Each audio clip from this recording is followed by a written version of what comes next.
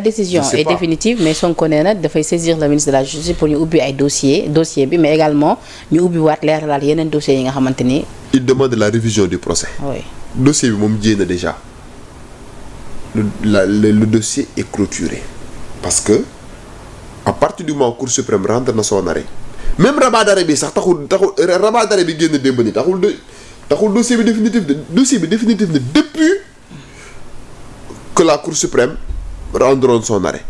parce que nee naa ne le rabat d'arrêt n'a plus un caractère suspensif bu fekkoon rabat d'arrêt am na caractère suspensif ba fii may waxee yow nii mën nanoo toog di am boobaa Ousmane Sonko sax day nekk candidat. léegi bu ñu ubbiwaatee dossier bi ni lan moo ci mën a am. révision du procès moom mooy am te révision du procès pour mu am du da ngay tëb nii rek wax man dañ ma àttee woon diggante tribunal correctionnel ba Cour suprême d'accord ma ci nan réviser procès bi déedéet Ousmane Sonko bi wax ne dafa bëgg ñu réviser procès dafa am benn élément bu mu yor élément bi xam nga mooy lan mooy rapport bi ñu doon wax ne amul te am na. xam nga bokkoon na ci li tax Ousmane Sonko ñu condamné ko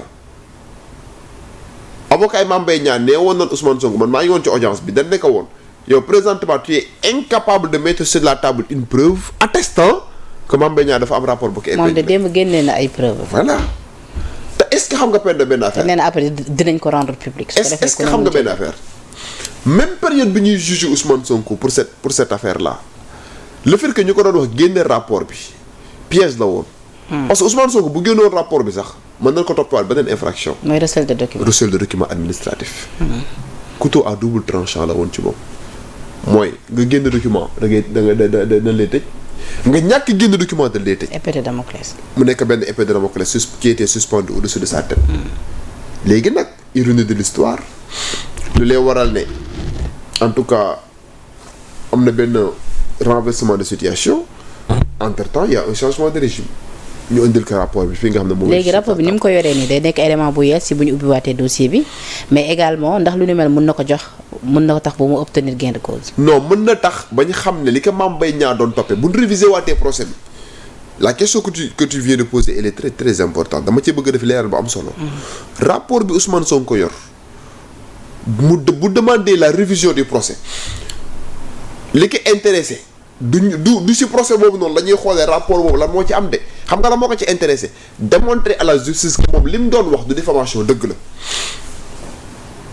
mais pour ñu xam carrément rapport boobu lan moo ci nekk c'est une autre procédure qui doit être intentée devant la haute cour de justice parce que Mame Mbaye Niang en ces temps-là il fut ministre et les ministres dañoo am privilège de juridiction conformément à l'article 101 de la constitution par rapport aux infractions commises dans l'exercice de leur fonction haute cour de justice kese moo leen mën a àtte. ñiy jaakaar ne document bi Ousmane Sonko yor nii c'est juste pour ñu bu ñu demee révision procès ñu ne non document bi kat attesté na ne diw lekk na tant de milliards non c'est un moyen pour Ousmane Sonko mu réhabiliter boppam mu démontrer à la face du monde que moom liñ ko condamné pour diffamation amul. et dans ce cas là lan moo mun a am dañuy kase li nga xamante ni moom moo di décision bi. oui mën nañoo kase waat décision bi parce que liñ ko doon toppee pour loolu amul mais laa la wax pour rapport bi li ci nekk pour ñu instruire que pour wax par exemple que loolu am na wala amul loolu beneen juridiction moo koy gérer xaw ma ba xam comprendre nga différence bu nga bëgg a defal de. du ci procès boobu noonu la ñuy waxee ne dañoo sàcc ay xaalis Prodac. procès boobu li ñuy leeral léegi mooy oui que ni li mu doon wax am na. voilà point. voilà léegi nag bu ñu bëggee lijjanti loola. leeral googu bu ñu ko bëggee gën a creuser Mame Mbaye Niang kenn mënu kaa àtte devant les juridictions de droit commun. fan lañ koy àtte su boobaa. mais devant la haute cour de justice. parce que il fut ministre. te sur ci affaire Prodac am na kenn ko ci jot a jàpp. peut-être Mame Mbaye Niang il a pris la fuite dafa daw mais bu nekkoon Sénégal présentement il est en détention mais dafa daw def na ay dooxi doonoom ba pare daw. mais bu nekkoon Sénégal présentement il est en détention parce que ministre yi nekk présentement ni en détention c'est parce que dañoo jël ay rapports yu leen épinglé ñu dem assemblée nationale voter une résolution de mise en accusation saisir la haute cour de justice le collège bi nga xam ne moom moo nekk au niveau de la haute cour de justice collège juge d'instruction bi convoqué ñooñu noonu ñii ñu placer leen sous bracelet électronique ñii ñu defal leen contrôle judiciaire ñii ñu placer leen sous mandat. kon daal su ma comprendre bu baax ubbi tepp dossier bi encore ci li Ousmane Sonko avocat am naree saisir li nga xamante ni moo di le ministre de la justice mun na chambouler waat yëf yi te yëf yi mun na amat yeneen suite. beneen tournure lay amat l'essentiel moom bu demander la révision du procès Ousmane Sonko c'est pour se réhabiliter c'est pour montrer à la face du monde que man j'étais pas coupable des faits pour lesquels j'ai été définitivement condamné par la Cour suprême. Et c'est sur la base de ces faits-là que le Conseil constitutionnel avait déclaré ma candidature irrecevable. léegi tant que loolu amul Ousmane Sonko reste inéligible ou non. Non, présentement l'inéligibilité présentement Ousmane Sonko il est éligible. il est éligible. Oui. présentement élection bu mënti am Sénégal Ousmane Sonko mën na cee bokk. wax na ko nee na amul dara lu ko mën a tere bokk. mais loolu mais c'est-à-dire lu ma ci jaaxal mais Ousmane Sonko nan la def ba bokk élection législative. mais lu ma ci jaaxal comme mais sans expliquer ko c'est parce que loi d'amnistie ma ko. voilà mais su fekkee ni. su ma la comprendre bu baax kon li nu mel tamit amul benn impact ci li nga xamante ni moo di mandat de député parce que à rappeler que ni Ousmane Sonko est toujours député. amul benn impact ci mandat de député suspendre li nga xamante ni moom moo di mandat am rek. amu ci benn impact suba bu élection présidentielle amul Ousmane Sonko mën naa participer. même avec ou sans la réouverture. avec ou sans la réouverture moom réouverture du dossier bi li mu ci jublu rek juste mooy. setal boppam d'accord. mais son éligibilité ne souffre d'aucune ambiguïté juridique. d'accord léegi leneen lu ma bëgg xam tamit mooy Ousmane Sonko en tant que PM gis nga ko tey sortie bu mu def démb ci li nga xamante ni moom moo di magistrat yi nee na am na magistrat yu bon yu nga xamante ni dañ leen corrompre lu nu mel tamit méngoo ak yenn ci ay kàddu yu ma yëkkati jamono bi muy nekk opposition dans l'opposition lu nu mel amul benn impact ci li nga xamante ni moom moo di magistrature bi. bon je pense que par rapport ak le discours bi nga xam ne ni le PM tenir na ko ci magistrature bi man. je pense que te yow sànq yaa ngi naan yow gëm nga ni magistrature bu baax la ñu am. voilà fa laa jëm c'est-à-dire Ousmane Sonko il doit éviter di tenir ay discours yoo xamante ne nii day wax ci fonctionnement justice parce que Ousmane Sonko ma nekkoon opposant ak Ousmane Sonko mii nekk premier ministre bokkul sur ce coup-là je suis pas d'accord avec lui fonctionnement justice li ci jëm Ousmane Sonko waru mais moom nee na il sait faire la part des choses entre Ousmane Sonko le citoyen simple ak Ousmane Sonko le PM ak Ousmane Sonko le président du parti. Présentement ce n'est pas Ousmane Sonko le citoyen c'est Ousmane Sonko le premier ministre du Sénégal. bu demee ba nekkatul premier ministre nag il devient citoyen mais présentement nii sa casquette bi ko nit ñi di xoole mais la casquette de premier ministre. mais lu mu wax nii bu ko keneen teniroon doy waar. oui parce que mooy li ma la wax man bu ma sañoon Ousmane Sonko même en vertu du principe de la séparation des pouvoirs warul tenir ay propos di ŋàññi ay magistrats il peut donner son opinion sur des questions de justice wax bu fekkee constaté na ne fonctionnement justice bi am na lu ciy looluwul.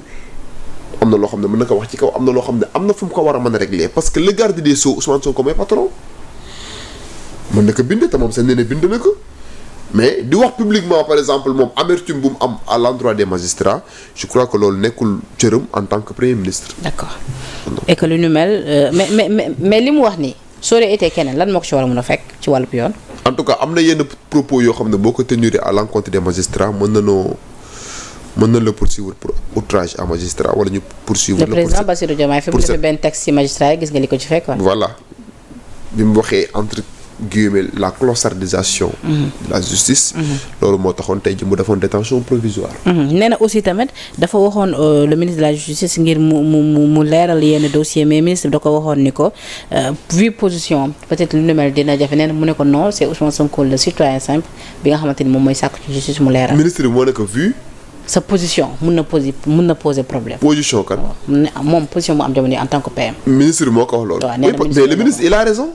gis nga sunu garde des Sceaux bii nii faalewul mbindeef bi dox ci kaw. nee na waaye moom après da ko bindaat lettre tontu ko nee na ni ko loolu ça n'a rien à voir Ousmane Sonko citoyen. ministre bi du ma sa jox Ousmane Sonko ministre bi du ma sa jox Ousmane Sonko dëgg ci côté boobu.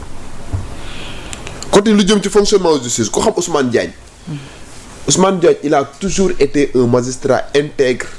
libre et loyal Ablaye Wade mosu kaa mën a def loolu mu bëgg a def en tant que procureur Macky Sall mosu kaa mën a def loolu mu bëgg a def du ñuy ñoo koy def loolu mu bëgg a def c'est un magistrat chevronné un parquetier chevronné boo xamante ne nii il croit en l'indépendance de la justice. non je veux dire par là est-ce que loolu ni ko Sonko souligné est-ce à dire que ni tey jii bu ñu waroon tey jii ba war a indi ay mbir ci ay leeral ci ay procès yi nga xamante ni amoon na ko te mu bëgg ci leeral dina poser problème dëgg-dëgg pour justice taxaw ci taxawaay bi nga xam moom la war a am vu que ni il s'agit du PM oui ou non. non. compte tenu de moom ni mu waxee. il sera jugé comme on jugerait un simple citoyen. mais yaa ngi gis ne par exemple procédure de rabat d'arrêt bi il est PM procédure rabat d'arrêt bi démb na rendre décision mais la décision lui est défavorable. mais pourquoi dans ce cas là mu ne le ministre de la justice da ko tontu ni ko vu ce posture dina nekk lu nga xamante ni dina compliqué.